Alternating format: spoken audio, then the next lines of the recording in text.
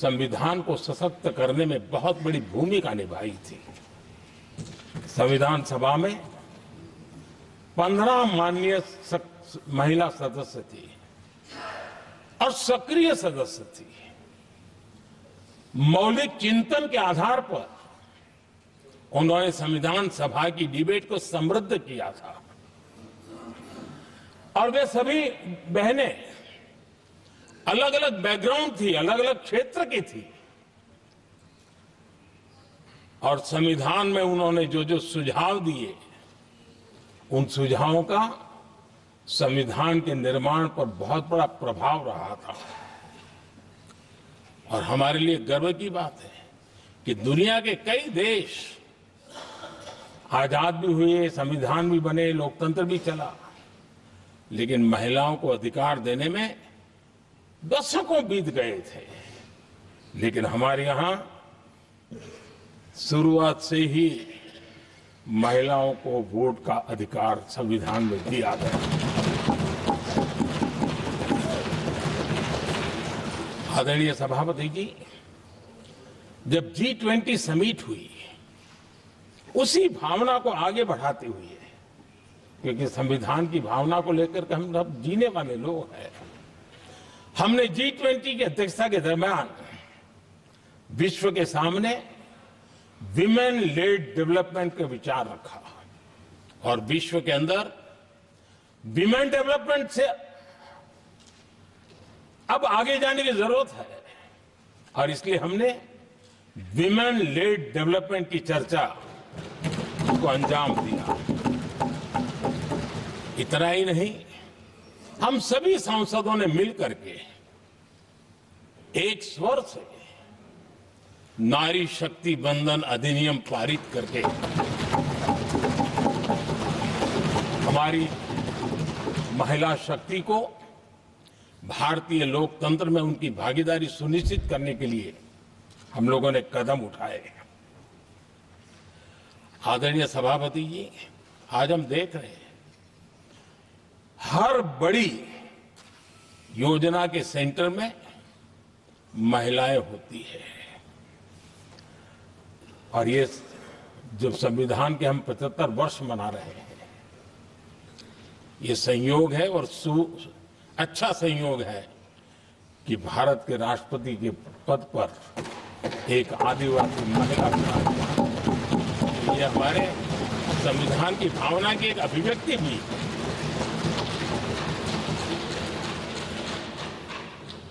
आदरणीय सभापति जी, इस सदन में भी लगातार हमारे महिला सांसदों की संख्या बढ़ रही है, उनका योगदान भी बढ़ रहा है। मंत्रिपरिषद में भी उनका योगदान बढ़ रहा है। आज सामाजिक क्षेत्र हो, राजनीतिक क्षेत्र हो, शिक्षा का क्षेत्र हो, खेलकूद का क्षेत्र हो, क्रिएटिव वर्ल्ड की दुनिया हो, जीवन के हर क्षेत्र में महिलाओं का योगदान, महिलाओं का प्रतिनिधित्व देश के लिए गौरव दिलाने वाला रहा है। विज्ञान के क्षेत्र में, खास करके स्पेस टेक्नोलॉजी में उनके योगदान की सराहना हर हिंदुस्तानी बड़े गर्व के साथ कर रहा है और इन सब की सबसे बड़ी प्रेरणा हमारा संविधान है।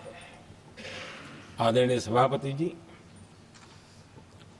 अब हमारा देश बहुत तेज गति से विकास कर रहा है। भारत बहुत ही जल्द विश्व की तीसरी बड़ी आर्थिक शक्ति बनने की दिशा में बहुत मजबूत कदम रख रहा है। और इतना ही नहीं, ये 140 करोड़ देशवासियों का संकल्प है कि जब हम आजादी की शताब्दी मनाएंगे, हम इस देश को विकसित भारत बना करके रहेंगे। ये हर भारतीय का संकल्प, ये हर भारतीय का सपना है। लेकिन इस संकल्प से सिद्धि के लिए सबसे बड़ी आवश्यकता है, वो है भारत की एकता। हमारा संविधान भी भारत की एकता का आधार है। हमारे संविधान के निर्माण काल में इस देश के बड़े बड़े दिग्गज थे, स्वतंत्रता सेनानी थे, साहित्यकार थे, विवेचक थे, सामाजिक कार्यकर्ता थे, शिक्षाविद थे, कई फील्ड के प्रोफेशनल्स थे, मजदूर नेता थे, किसान नेता थे, समाज के हर वर्ग का प्रतिनिधित्व था और सबके सब भारत की एकता के प्रति बहुत ही संवेदनशील थे। जीवन के भिन्न भिन्न क्षेत्र से आए हुए, देश के अलग अलग भूभाग से आए हुए सभी लोग इस बात के प्रति सजग थे और बाबा साहब अंबेडकर जी ने चिताया था। मैं बाबा साहब का कोट पढ़ रहा हूं। बाबा साहब अंबेडकर ने कहा था, समस्या ये है कि देश में जो विविधता से भरा जनमानस है, उसे किस तरह एक मत किया जाए, कैसे देश के लोगों को एक दूसरे के साथ होकर निर्णय लेने के लिए प्रेरित किया जाए, जिससे कि देश में एकता की भावना स्थापित हो। आदरणीय सभापति जी, मुझे बड़े दुख के साथ कहना है कि आजादी के बाद एक तरफ संविधान निर्माताओं के दिल दिमाग में एकता थी, लेकिन आजादी के बाद विकृत मानसिकता के कारण या स्वार्थवश अगर सबसे बड़ा प्रहार हुआ तो देश की एकता के मूल भाव पर प्रहार हुआ। विविधता में एकता, ये भारत की विशेषता रही है। हम विविधता को सेलिब्रेट करते हैं और इस देश की प्रगति भी विविधता को सेलिब्रेट करने में है। लेकिन गुलामी की मानसिकता में पले बड़े लोगों ने,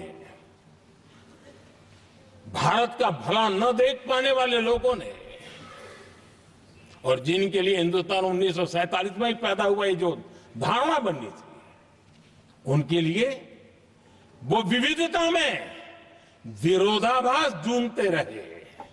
इतना ही नहीं, विविधता के इस अमूल्य खजाना है हमारा, उसको सेलिब्रेट करने के बजाय उस विविधता में ऐसे जहरीले बीज बोने के प्रयास करते रहे ताकि देश की एकता को चोट पहुंचे।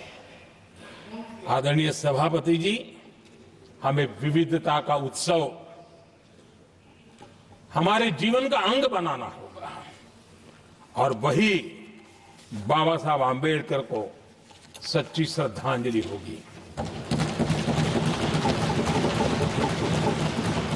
आदरणीय सभापति जी,